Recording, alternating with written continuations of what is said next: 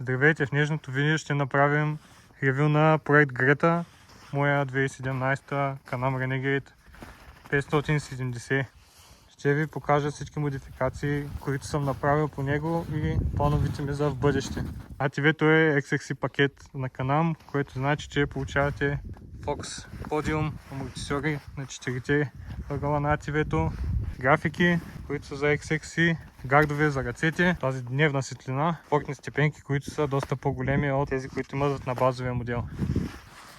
Бронята, това е Can-Am Extreme Bumper за Renegade, който предпазва доста повече от само тази долната част. Следващото, което ще ви покажа, са гумите. Това са ми зимните гуми. Gorilla Silverback 28/10 и 28/10, еднакви са на 4-те колела. Това по принцип са гуми за кал, но както виждате няма кал, има сняг, затова тук ще ги използваме. Следващото нещо, което не се вижда, е тук. Зад кутията има QSC Torque Lock Conversion вариатор, който помага доста да въртите тези големи и най-вече тежки гуми. Също така доста помага с, ако го катерите, да кажем такива хълмчета или искате да карате по-бързо. Нещо друго, което съм направил, както виждате, няма стопове, както видяхте отпред, няма фарове. Махнал съм ги, защото така смятам, че машината изглежда доста по-добре. Ето тук може да видите. Другото нещо, което е оборудвано на ATV-то е лебедка от Can-Am, оригинална Warn Pro Vantage 350.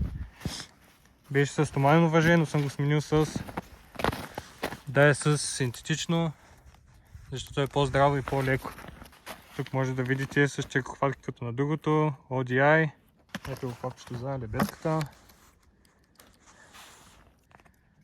Така, плана ми за следващата година, за да направим проекта още по-готин, е ново гарне, за да звучи по-добре, да махна тази голяма буря.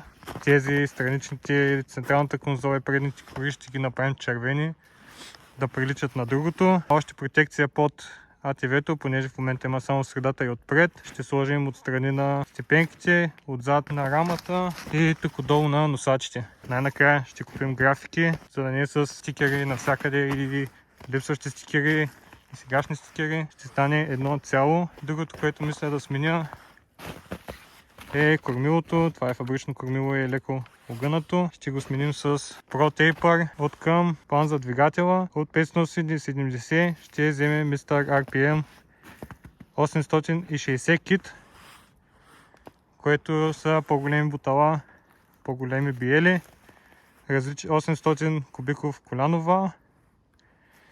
Може би глави от Maverick, които са с по-големи клапани, повече мощност. Ще го закараме на снайпер тунинг, след като сложим бигборд кита, за да го направи на дайното.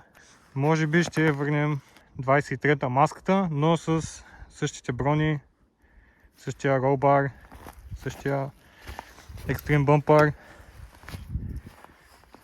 Трябва да сложа LED бар тук горе, понеже, разбира се, нямаме фарове. И общо взето е това. Надявам се видеото да ви хареса и до следващия път.